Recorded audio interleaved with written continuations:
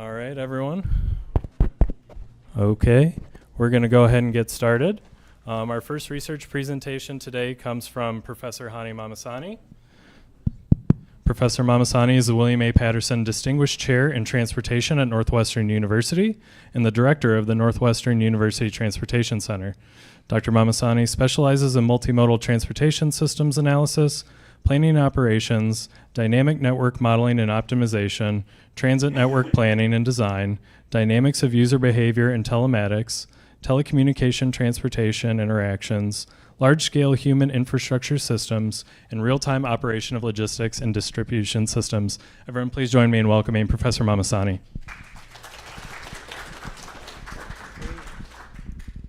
Thank you very much, Calvin, and thank you to Dr. Henry Liu also for putting together, along with his team, pretty impressive summit and conference, and for including me in the program.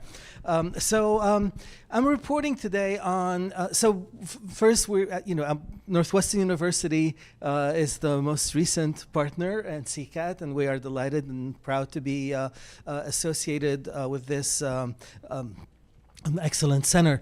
And so one of the projects that got funded had to do with what I'm talking about today, which is integrating autonomous vehicles in the complete streets fabric.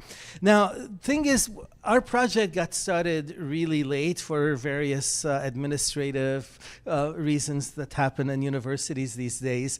And we're really in the very early stages of the work, but it's a topic that has been with us for many years, and I would like to, so I'm gonna give an overview, and then I will present some of the more specific simulation work that we have started doing, but bear with me through a very long introduction to the topic, which is really the motivation that we have here. One of our colleagues in the previous session asked us to not think like engineers. Sorry, I'm gonna continue thinking like an engineer, though, because we do have issues here that arise when humans interact and when humans and machines interact, and that's what we will be dealing with. All right, so briefly, who's not familiar with complete streets? Okay, so everybody has heard of complete streets. So complete streets are actually a movement, right? It's a movement whereby people are kind of claiming ownership back of their streets. They tend to feature elements such as sidewalks, bike lanes, crosswalks, public transit, traffic calming, and again, they're recognizing that streets are designed to accommodate all users. Now, the concept can be traced really to seminal work by Donald Appleyard, a planner, in a classic book in 1981. Beautiful one. If you haven't seen it, you should really look at it, which more recently was updated by his son, Bruce Appleyard. And Bruce is one of the nicest people, and this is actually Bruce and Don working together, but really sort of Bruce took the helm and moved with the next one. And that was in 2020, so it includes a lot of, more recent concepts. Now, so you can, sort of wax poetic about designing for everyone, about having, streets that are safe and accessible for all ages and abilities, with wide sidewalks, lush trees, allowing increased physical activity options for residents, and so on. Benefits would include things like safety, health, accessibility, and economic revitalization and sustainability. Now, one of the most positive things through the COVID pandemic is that people discovered, at least in this country, things like outdoor dining and walking and enjoying public spaces. Of course, these things have existed in many other parts of the world, but all of a sudden we see cities like Chicago and New York and large and small creating spaces where you can just enjoy the urban scenery and so on.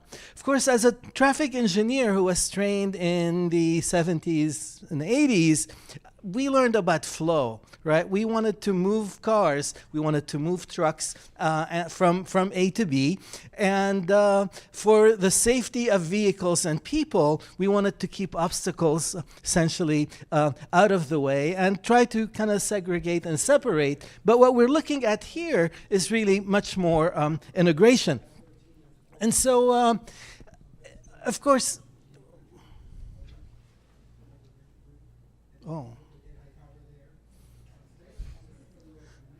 there's a voice from the heavens.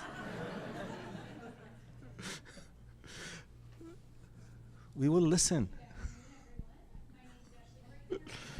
Okay, technical glitch. I wonder if they're hearing me, but we'll see. Anyway, so of course, in as much as we would like to be able to have these beautiful spaces, enjoy them, and so on, we still have to kind of navigate this urban complexity to keep people and goods moving, right? So, of course, we already deal with traffic congestion, but essentially what we're looking at here is there's increasing interactions between pedestrians and vehicles, both kind of automobiles, but also bicycles and micromobility. And at the same time, we have all of these delivery vehicles that need to move, and the whole logistics system needs to operate. So it's effectively kind of creating, let's say, some kind of conflict. And the question is, how do we trade off these competing requirements for essentially the same space? Okay. Now, so on one hand, you have the needs and desires of people like, like these folks who want to sort of walk around and enjoy the streets in Anaheim. On the other hand, you have vehicles and a lot of congested facilities that also need to move. And key question number one here is, how do we balance what are at times conflicting needs of different users? So that's the first question that our research addresses. And the second question is, how do you integrate then autonomous vehicles in an environment where you have heterogeneous users and possibly non-geometric and non-standard geometric and operational features. And in fact, there's been a lot of creativity in the whole complete streets movement because, planners can imagine new ways of configuring the geometry to make it sort of more accessible in one way or the other. And by creating some of these features, of course, it makes it difficult or we may wonder how well would AVs integrate in this environment. So to examine that, so what may be some of these challenges then of integrating autonomous vehicles in urban complete streets? One is the complexity of interaction because autonomous vehicles must of course navigate environments with potentially unpredictable human behavior, including pedestrians crossing streets, cycling maneuvering through traffic, and micromobility, e-scooters in between all of these. There may be a need to then adapt the infrastructure, I guess. Here it says kind of because they may not be optimized, but they don't need to be optimized. They need to be essentially safe and practicable. And ultimately, there's safety and equity issues that are not limited to autonomous vehicles in that environment. They really apply to all kinds of vehicles. There is a safety concern for the bicyclists, for the pedestrians, for the automobiles themselves, as well as, of course, equity issues in the sense of where do you fall in terms of that, of these trade-offs. Now, some people point to the Netherlands, for example, as a place where we've had traffic calming, complete streets, bicycles, and so on for a very long time. People don't recognize is that in the Netherlands, there is a very strict functional classification of the roads. And there are roads that are essentially designated for flow, roads where trucks can go and make their deliveries. And at the same time, you have neighborhoods which are very difficult to get into with some of these vehicles because they're intended for children to go out and play, and only residents residents essentially are supposed to be there. And so there is a plan essentially that is recognizing the various needs of different users and meeting them in a particular way and achieving these trade-offs. What I'm seeing today, unfortunately, is welcome developments on one hand, but on the other hand, I'm not seeing this comprehensive view, both from a traffic engineering standpoint as well as from a planning standpoint, to ensure that we're able to kind of get the desired network effects and network service. And that's, again, part of our scope in this work. And so our study objectives here, overall, what we would want to do is develop analysis tools that can support the design and operation of complete streets that accommodate the competing goals of, on one hand, flow efficiency that is achievable through connectivity, automation, and shared autonomous mobility options, and on the other side, the aspirations for equitable access to micromobility and human-scale urban spaces. And so our main objectives include developing some of the component models that comprise the multidimensional interactions that do take place in a complete street environment, with the added connected autonomous vehicles. Obtain data on the more vulnerable and underrepresented user categories, especially bicycling and micromobility, and then integrate these components in a simulation framework and network design tools. Now, this is responding to a need that we've identified, whereby we're really not finding the tools for analysis of these systems.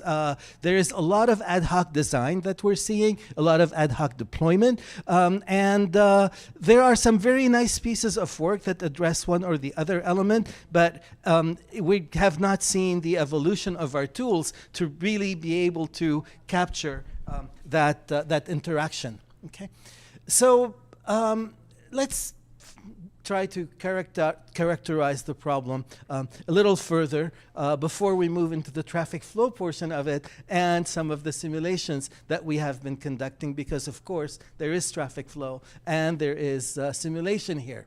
All right.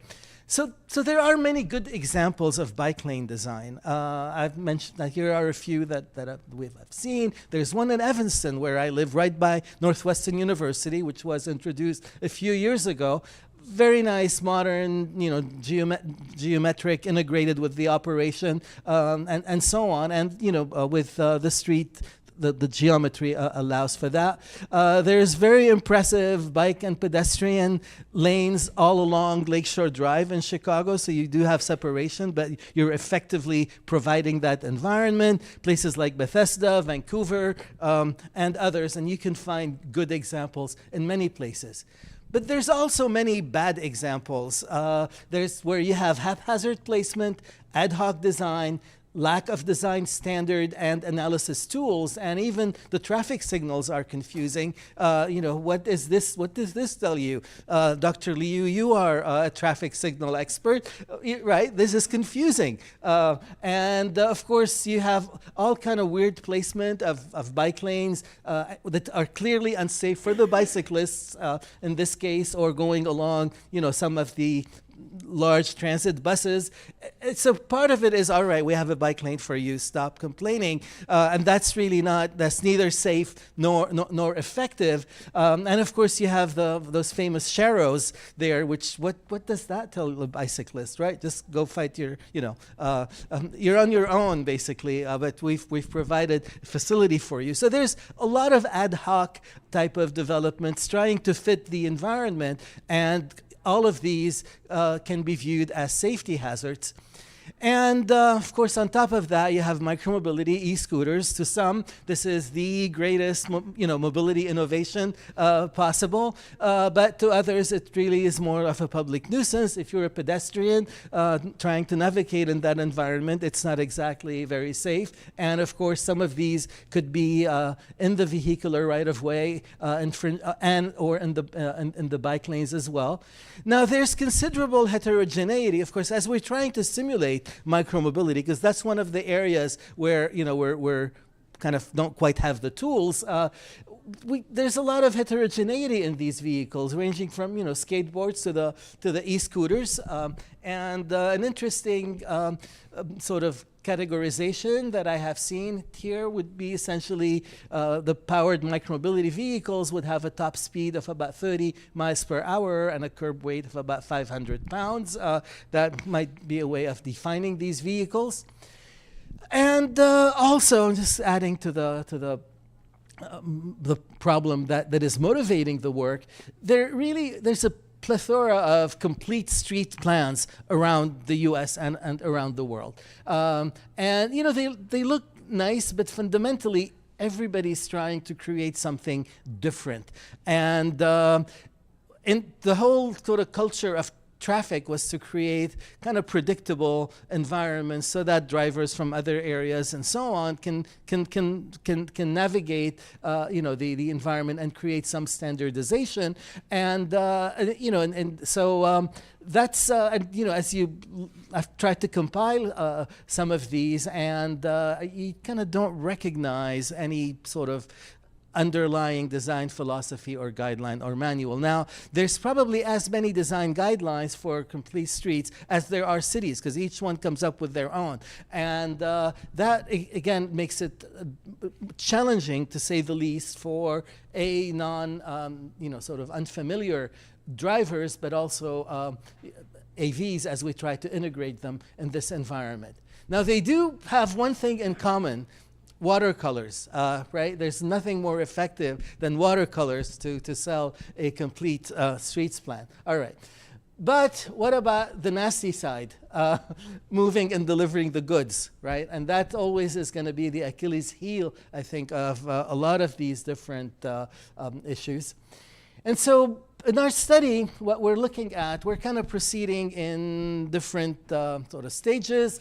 On one hand, we're looking at a single facility where there is no separation in the vehicular right-of-way. So you may have bike lanes. The pedestrians are separated, but then you do have essentially unseparated bike lanes, and potentially they may be sharing the right-of-way directly. And when I say as a one type of problem from a simulation standpoint, which is what we're ultimately trying to look at, and from when I say simulation, it's about capturing the interaction. So this is one type of interaction that we are interested in. The other one is when we have separation between user types, and so there is some physical separation, physical barrier between cars on one hand and bicycles on the other. And of course, when you think in terms of introducing AVs, the second environment is going to be much more safer and friendly, not just for AVs, but also for human-driven vehicles. And that's the thing. The issues are not limited to AVs. They really apply to human-driven vehicles. And in many ways, the AVs are going to do better than the humans, as I will show you in some of the simulations later. And so in this case, we have separation between user type.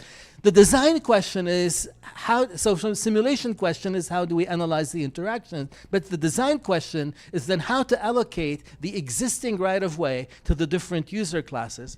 And we're going to look at this at the network level, okay? Because you can consider a network, and one problem is the link selection problem. Which links may be best suited for complete street designation, and what should be the appropriate treatment, separation versus no separation, width, and so on.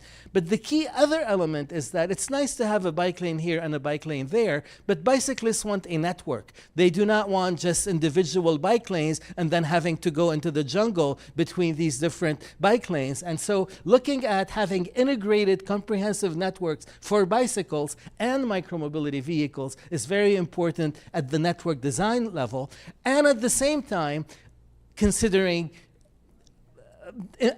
minimally impeded flow and access for some critical OD pairs, for logistics, for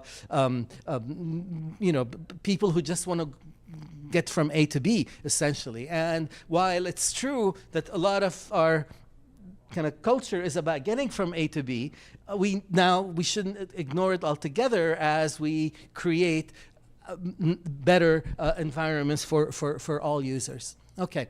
And so to address these, and so I'm going to look at the interaction problem. As I said, the critical issue here is interactions. And so I'm going to kind of step back and go to some traffic flow basics, okay? Because to understand interactions, we kind of have to understand how humans interact ultimately before we then introduce the autonomous part of it. And so the kind of main sort of takeaways from what I'm going to show you here is that interactions generate conflicts. It's very simple, very basic, okay? And conflicts are experienced in all kinds of flow systems, and it creates congestion, though the ability of natural systems to self-organize is remarkable. I mean, and there are many examples of these systems where you have all kind of interactions, and they do self-organize. And this applies not just to people, it applies to various species, and I'll show you some examples. And so the ability to self-organize and navigate through interactions, though, tends to diminish the larger the size of the agent, and with increasing heterogeneity, rapidly going from smooth flow to chaotic behavior, requiring organization and clear rules of engagement, okay? Now, a key tool that traffic engineers and traffic theorists and physicists have are fundamental diagrams. Fundamental diagrams are probably the single most important concept that has come out of traffic flow, traffic science, that relates average flow or throughput to the density in traffic systems. And it's an essential tool to characterize the collective effect that results from interactions in flow systems, and it generalizes to multiple dimensions and across species. We find fundamental diagram on a single roadway. We find it in a network. We find it in space when you have flying objects. And key thing here, and this is really fundamental to what we're trying to understand, is that conflicts and conflict avoidance provide the fundamental mechanism that gives rise to these collective effects captured in fundamental diagram for all types of systems, and should guide how we approach complete streets performance. Okay? And so just to illustrate this, I want you to bear with me and watch a few videos. And so I mentioned that when humans are interacting,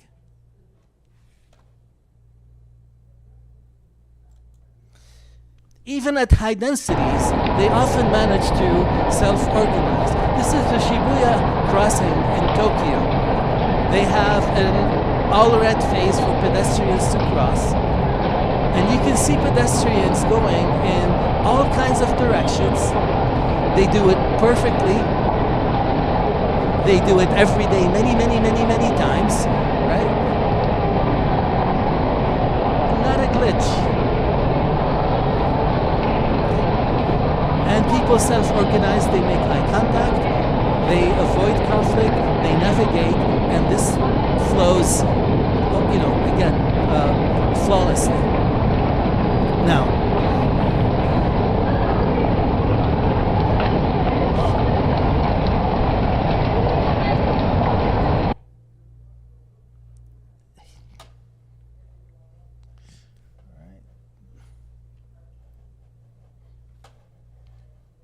Calvin said, if I keep going, it'll work.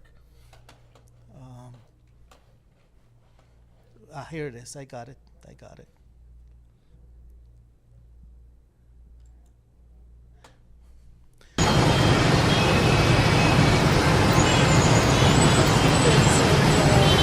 Bicycles and scooters, they're still walking. They could have managed to interweave, but not quite as efficiently. And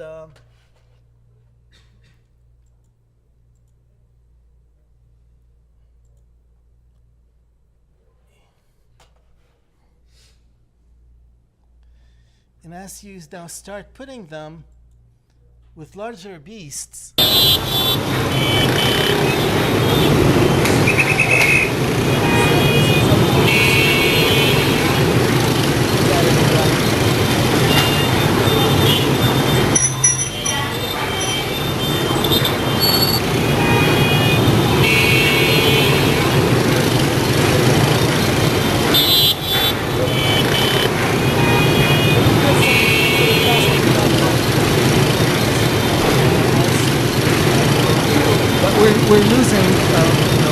a bit of efficiency there. The thing is that even in cars, people think they're crossing the street with other humans, and that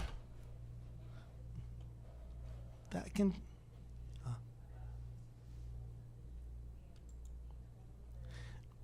It doesn't quite work as well. Because the bigger the size, it's like when people have big backpacks, they don't realize that they're actually twice the usual size. Push it back, you don't.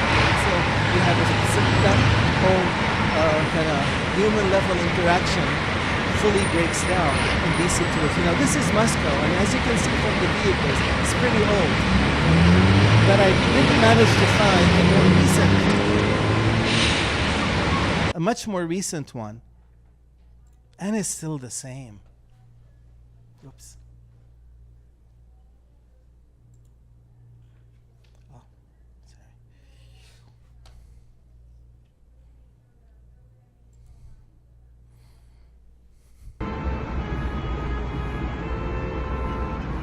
Here we are again.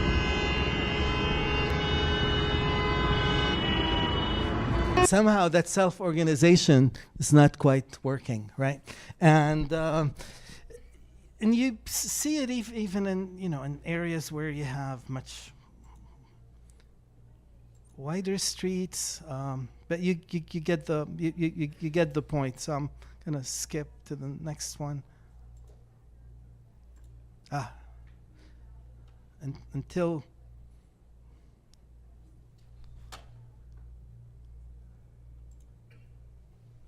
You get to gridlock. This is Seoul, Korea.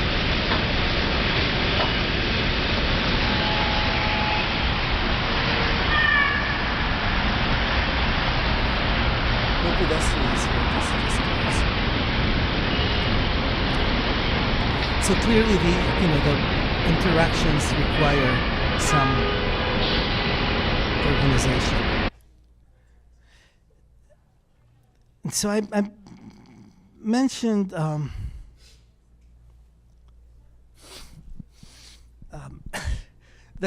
there are commonalities here across species, and I came across this article recently that relates. It's a scaling law in nature that relates the speed of a creature to its essentially to its body mass. And what you could see aligned there, different kinds of kind of going from arthropods to reptiles and birds, then to mammals.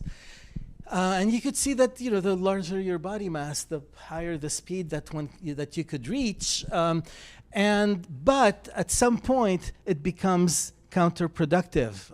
It kind of acts against you, which is why the fastest creature is a cheetah, not an elephant. Okay, but what's interesting is that humans do not fit on this curve. What's interesting is if you look at where humans are, they tend to be kind of somewhere around here. They're much below this curve. We're not nearly as fast as our body mass would suggest. And there's a reason, because we don't have to run fast not to be eaten. We have other ways of avoiding predators. Okay, and so it's really it kind of stands out. Now, so that article, if you're interested, is in Nature, Ecology, and Evolution by Hurt et al. In 2017, and they separated that by different media, whether it's flying, running, or swimming. Still the same general curve, of course, but the same shape. But the flying one obviously is above the others. You go faster when you fly. So it reflects the impedance and the friction, and the maximum speed here is is related, as I said, to body mass. And so acceleration is a function of body mass, and then you have constants, C and D. Anyway, just to kind of show the generalities of what we do in traffic flow. And here's an example looking at ants, they're not kind of crossing the street or anything. They're kind of going from A to B mostly. Oh, this is even further.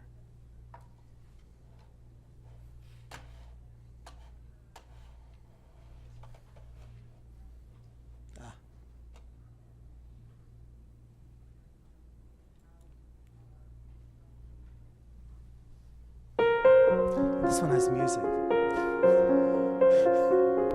All right. So these are fundamental diagrams for ants, and what you see here again. So you have the flux versus density, and you have the same general parabolic shape. But what is different from, say, pedestrians and human is that the kind of the maximum there, the maximum flow is flat. There's a much larger range of density where that flow is flat before you start getting kind of the congestion effect, and you get a decrease of flow with increasing density. The reason you have that compared to humans is that ants don't mind if sort of one gets on top of the other. Most humans do.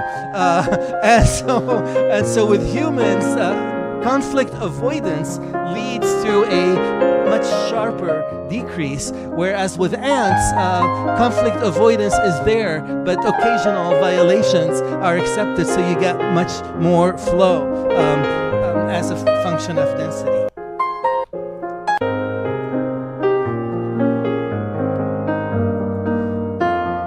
I have another interesting example of weaving with sheep, but I'm going to skip that in the interest of time, and go directly to pedestrians and crowds, where, of course, fundamental diagrams are well established, including hysteresis phenomena when you have with crowd behavior, where where again, once you reach a particular density, which tends to be around 2 persons per meter square, gives you kind of a maximum flow beyond which you get that flow breakdown and hysteresis associated with it, and so pedestrians and crowds have been studied, but then the interaction with bicycles and micromobility and cars is where it gets trickier. But one tool to study that, and this is important because defining the variables here is very important when you're doing traffic science. So the fundamental diagram relates average flow to average density. And the general definition of these averages, let's say if you have unidirectional vehicular traffic, so this is a space-time diagram. If you define a certain region of space and time over which you want to average the movement of these vehicles, then you get the flow as the total distance traversed in that observation period divided by the area and the time-space area region, and the density is obtained by taking the total time that is spent in that in that area over which we're averaging. Very well established concept for highway facilities, which has been then generalized to when you have pedestrians or crowds, say, navigating in a certain area. And so this would be a 3-dimensional time-space diagram, because now you are traveling in X and Y, not just along, along X. And if you look at the trajectories, you start at a point, with a coordinates X, Y, and then you get to another point after a certain time. And when we average then density and flow, we proceed similarly, but now instead of taking the total distance and total time divided by the area, we divide by the volume that you see here. And I'm mentioning this because this is a fundamental difference between pedestrians and cars, because pedestrians can go in all kind of directions. Cars only can travel along a highway. And the question is, and I'm mentioning this here in the context of this talk, what about bicycles? Are bicycles more like people? or are they more like cars? Do they follow in their lanes, or can they, when there's a bike lane, do they kind of go back and forth like cars do not normally do? And so when you're computing these quantities for bicycles, do you compute the averages the same way you would for pedestrians, or the way we would do it for cars? And in fact, we've done some comparisons of that. To illustrate this further, these are trajectories of pedestrians. One is going in circles. In fact, this is pilgrim trajectories in Mecca around the Kaaba. They're actual trajectories. The others are two-dimensional trajectories of pedestrians. And again, getting the definitions right is important when you have these, when you have multi-directional pedestrian areas, as I have mentioned. Of course, we get to cars and congested freeways.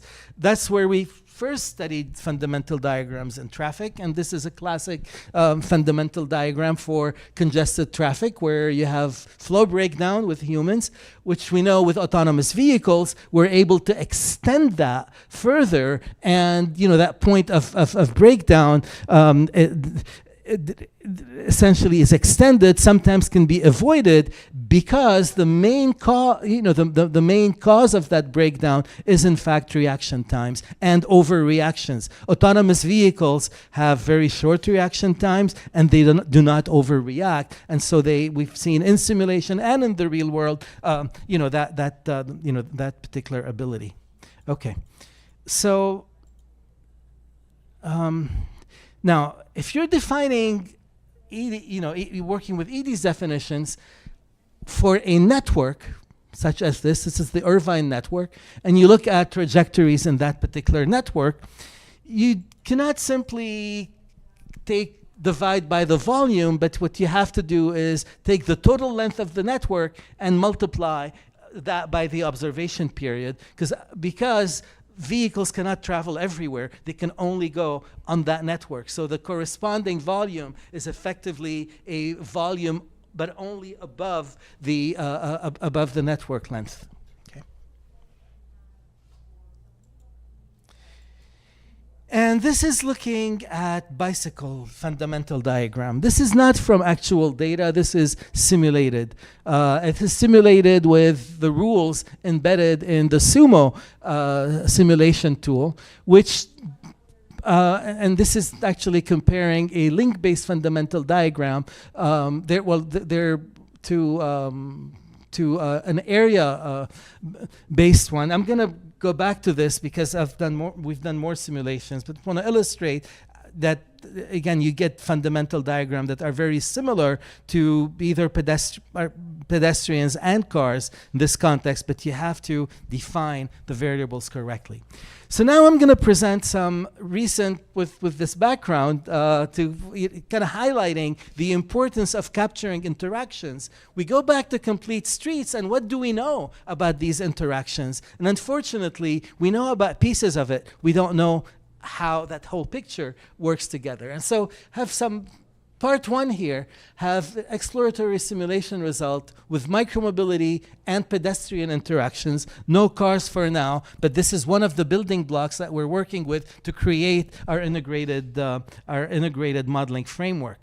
And so in this case, we were looking at how different street designs affect the flow and speed of various modes, how interactions between different modes impact overall traffic dynamics, and eventually we would like to be able to answer the question if there are optimal street designs for maximizing the efficiency of mixed mode traffic. For that, we used an open access tool called Sumo, which has been originally was developed at DLR in Germany and continues to be improved upon. It's open source, portable, it's microscopic traffic simulation package for networks, and it pretends to allow for all of these different, and I say pretends because it's only as good as the component models that are included. And while it simulates these vehicles together, I honestly do not know how well they are capturing the interactions, but this is our first exploration with something that is available, just to kind of get a better sense of limitations and where we would need to then invest in development. So in this case, we took a simple 5x5 grid with 100-meter links, and only considering pedestrians and micromobility. We considered three, I mentioned my single facility sort of first case that I mentioned earlier. In this case, we have a situation with no sidewalks. All the right-of-way is shared between pedestrians, bicyclists, and e-scooters. The second case, we have sidewalks for pedestrians, so we have half of that 4-meter width allocated to pedestrians, the other half allocated to bicycles and micromobility. And then in sidewalks B, the third case, we gave less to the pedestrians and more to the micromobility folks. The characteristics here, based on various sources and the literature. So we have e-scooters, e-bikes, regular bikes, and the main difference is in the acceleration, for example, of e-bikes is twice the acceleration of regular bikes. And then we have fast pedestrians and slow pedestrians in the mix. Yeah. So we want to introduce some heterogeneity in the simulation. We generated the demand in this case using some of the tools in Sumo, random trips tool, and they handled the routing. So the key things here that matter is that for bicycles, Sumo uses the intelligent driver model, but based on some validation that Treiber did in 2020. Now, IDM, in my view, is not necessarily appropriate for bicycles, but that's what they offer for now. And pedestrians move through a native movement model called striping, where they move from stripe to stripe. And in fact, we have better pedestrian and crowd movement tools that we are using in another platform. And we use the same demand in the various platforms. Okay. I'm just going to, so I've already mentioned the difference between a length-based NFD definition and an area-based definition of the variables, which we think is really a more appropriate one when considering even bicycles and micromobility tools. So here are here are the results. This is looking at a fundamental diagram with all of the vehicles, including the pedestrians. So all of the moving entities here are included. And with no sidewalks, you get this initial sort of this combined fundamental diagram. You get this reverse hysteresis loop once the overall density is about 0.2 vehicles per meter, and then this is for the length definition, and then the lower one is for the area definition of the variables. And then when you have sidewalks, with sidewalks, in the first case, you're effectively getting better flow, obviously, than when you do not have the sidewalks. So the interactions there are precluding the ability to reach the higher flows. Look at the lower one, at the area one. It's easier to see the results. When you have sidewalks, you kind of can reach essentially twice the flow that you're reaching otherwise. Then what's interesting, though, with when you only give pedestrians 1 meter and you separate out the micromobility, you kind of you're seeing that congestion forming there, reaching higher overall densities over the different vehicles. So essentially, because you're jamming the pedestrians. Okay, this is separating out by vehicle type, and I'm going to show it. Okay, this is one looking at the overall density, and you can look at the performance of the different entities. So clearly leading the way are the bikes and e-bikes. These are the top two lines. And the slow pedestrians are at the, because their speed is lower at a given density, they have lower flow. And this is when they're all together, and we're looking here at the overall density of both pedestrians and bikes. When you have sidewalks, the performance actually becomes more similar, because each category is in fact doing better through that separation than when you have the micromobility with the bicycles.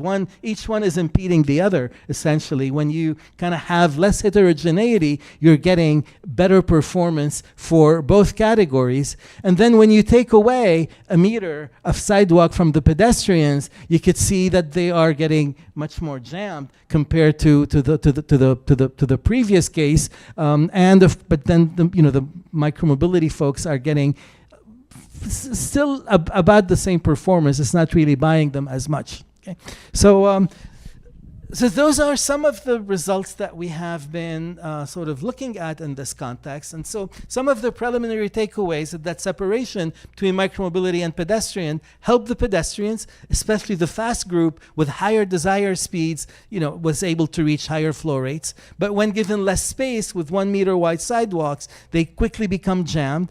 And these are better defined using area-based flow and density, where the differentiation of space is explicit, but overall density helps quantify the interactions between modes and the value of separate facilities. This is very much work in progress, and now we are adding vehicles in that particular context with these different configurations that I've mentioned earlier. We do have another exploratory simulation. This is now AVs plus HVs and pedestrian interactions. Okay, this is using a tool that was originally developed in collaboration with Professor Ali Reza Talibpour, which we have continued to build upon. I believe this was the very first tool that was simulating the interaction of human-driven vehicles and autonomous vehicles. So we're trying to examine the big question of integration in urban spaces, but mostly here we're focusing on pedestrian interactions. And we're asking a very simple question. If you have pedestrians doing unexpected things, they cross the road at random times, how would human vehicles react compared to autonomous vehicles? Okay, and so we've taken that simple simulator of a single facility and introduced pedestrians in it. So we've created now a pedestrian simulation in conjunction with the vehicle simulation. The interaction is primarily one way. That is, only the vehicles are reacting to the pedestrians, because by definition, these are pedestrians that are doing random things. So we're not having them react to the vehicles. And so the main differences are in the car following logic and how they react to different entities. And so with an AV, the detection radius is much greater than it is for human drivers. That's one of the main differences. And then the response, so the reaction times are also faster for the autonomous vehicle than they are for human-driven vehicles. I will mention here that we do not have V to X. So the pedestrians are not sending information. So there is no additional advantage to the AV of receiving information, whereas the HV is not receiving that. And I'm not going to go over the different micro models that are included there, but I just want to show you the main results here. So we're generating pedestrian, we have an agent-based simulation for the pedestrians to move, and we can illustrate.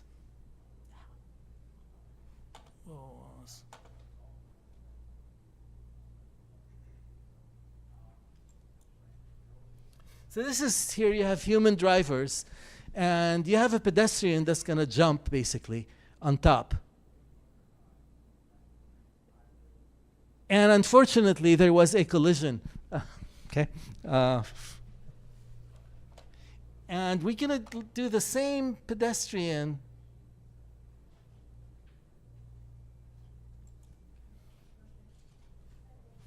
with the AV.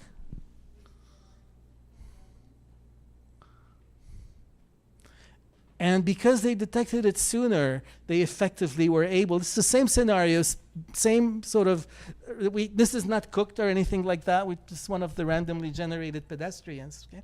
And so AVs have, in fact, are going to be better performers in this environment than human drivers. Okay?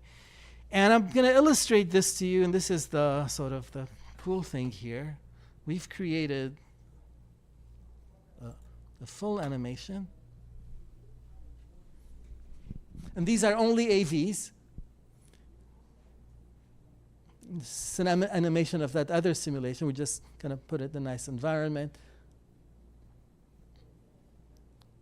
This is the view from inside the vehicle. This is from the perspective there.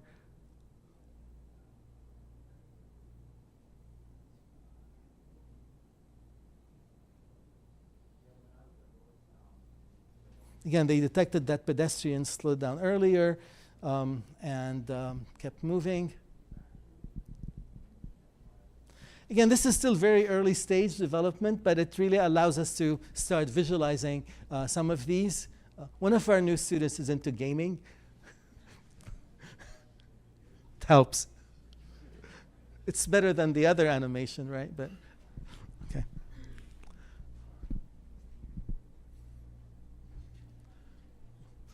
Okay, so we can summarize that. In fact, we look on the right-hand side, you have the autonomous vehicles. On the left-hand side, you have the human-driven vehicles, and you can the pedestrian trajectories are these red things that kind of go randomly, that appear randomly.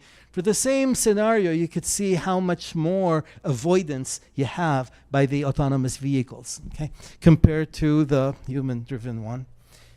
And this is summarized by looking at the collision counts of the conflict counts and then the collision counts. Because there are collisions, of course, in both cases. And you could see how for human drivers, you have much more, the range is much, much greater of both collisions and conflicts. And you can summarize that here.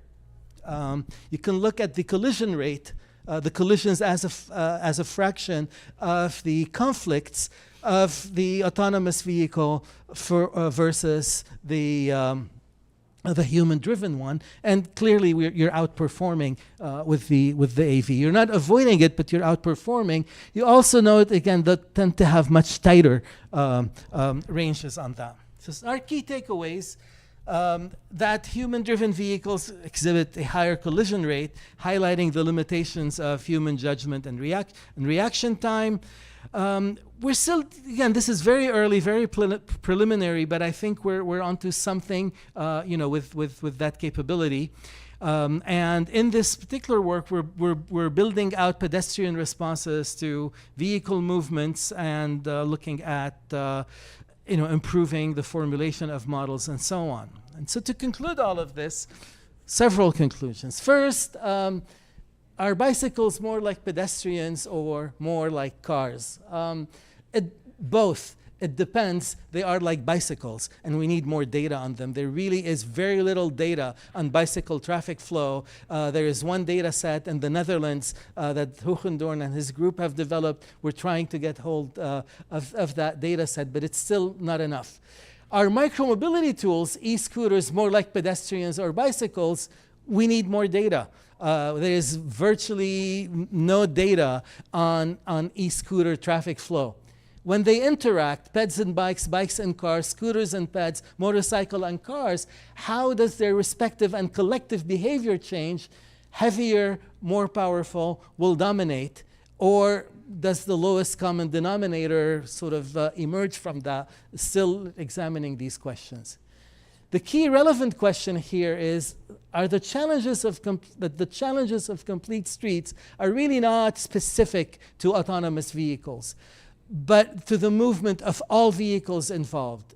And the introduction of AVs is in fact an opportunity to revisit and build a solid engineering basis for the safe and effective operation of flow systems that better meet societal aspirations for a pleasant and sustainable urban environment. And we have not seen this work take place yet, but I think we have an opportunity.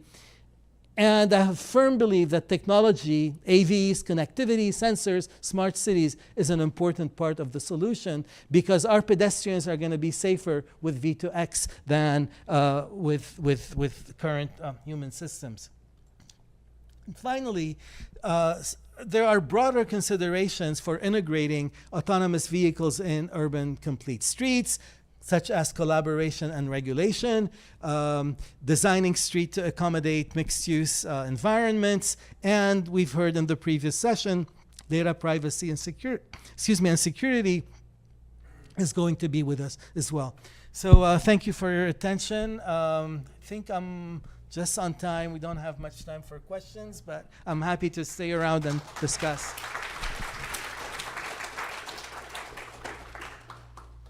Thank you, Professor Mahmassani. I think we have time for a couple of questions. Great. So if you want to raise your hand, I'm going to give you a mic.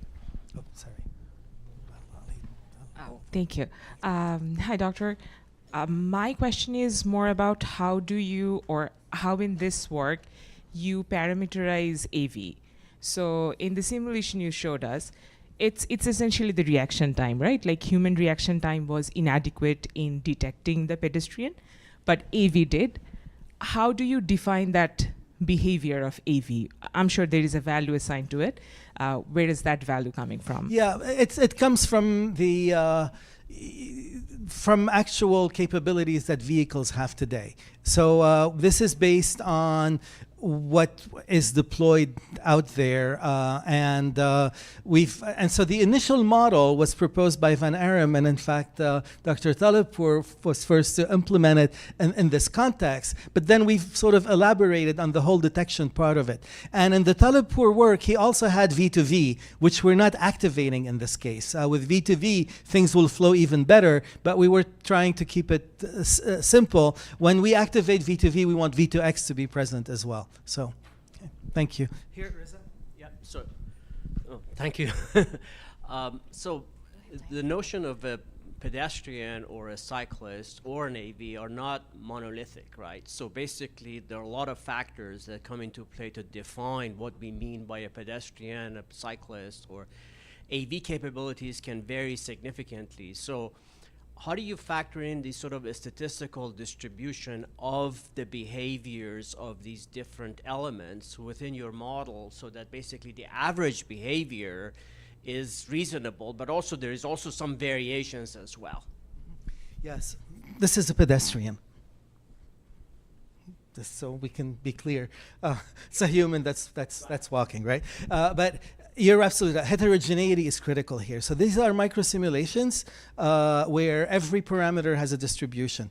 And so it's bimodal for the pedestrians because we have fast and we have slow, but it's a distribution around the mean in all cases. Same with reaction times of humans, etc. So this is all micro simulation with stochastic, which is why we've done repetitions to obtain the averages, and we get the ranges. Okay, thank you. Oh, go ahead. Dr. Mahmassani, I just got curious, how do you incorporate accessibility? Because you had that nice simulation with micromobility, separating wheeled entities versus people walking. How would you incorporate now when there's electric wheelchairs or wheeled wheelchair? How do they play a role in the analysis? I don't have them yet, but I showed you this this one slide with all of the micromobility kind of vehicles, and that would be one of them. Effectively, but you're right. It would be one wheeled vehicle, and if it could be either motor powered or not. But it would. And for now, it's not in there. But eventually, we have to decide how many types to include and whether we just capture them in distribution. Yeah, understood. Okay, Thank you. thanks. All right, I think that's all the time we have, Professor. Oh, we have one more? Yeah, we can do one more. In your complete street design, how did you incorporate context sensitive that could relate to just cultural factors, the nature of the neighborhood or the urban environment. It's sort of similar to the earlier question, but there are these other variables that you can't have the same sort of separation of each mode because that's the standard, but how does it contextually right fit for the environment? Because behaviors are different in different cultures and places in the world. Yeah, obviously. So that's sort of part of the dilemma in many ways, because yes, you definitely want to contextualize some of the design elements, but what we hope is that some of the critical flow aspects are in some way standardized, because otherwise it's going to create safety issues for all concerned. That is, if you have non-standard bike lanes in a certain area, somebody is going to have a conflict or potentially a collision because of that. It's really a trade-off, and this is where good planning and good design is going to come in. From our standpoint, ultimately, for any particular application, you may need to get specific data for that environment. But at this point, we have so little data on these that data from anywhere is going to be better than no data at all. Thank you. All right, thank you. Thank you, Professor Mahmassani.